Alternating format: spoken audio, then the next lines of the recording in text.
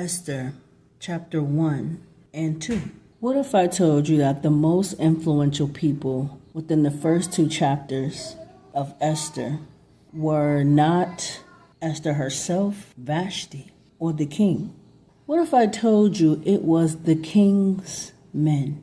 You see, every time I read this story, this always stands out to me. And by the time I read the second half of chapter 2, there it was again. The king had a 180-day celebration. At the end of the 180-day celebration, he then had a 7-day banquet that he threw for his top-ranked people. And it also said that, in so many words, there was an open bar, that these men were able to indulge in wine for an unlimited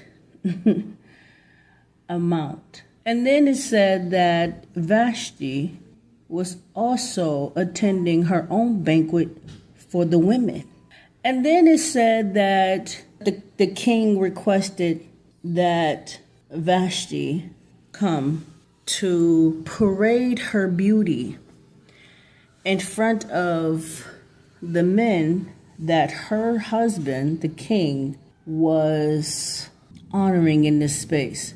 But when Vashti refused to leave her banquet to go and strut her beauty for his, the king's royals was afraid that her refusal would be an influence to the other women. Here's the thing. By the time we get to chapter 2, scripture says that the king remembers Vashti. After his drunken manner had subsided, he thought about Vashti.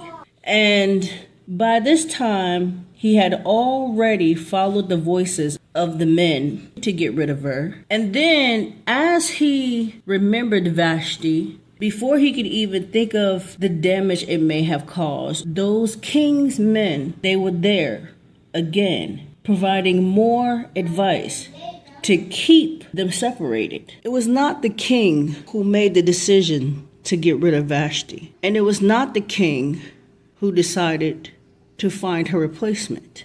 It was those who were in close proximity to him. He was just the one who had the power to make the decision final. For further revelation on today's topic, check out today's devotional titled The King's Men.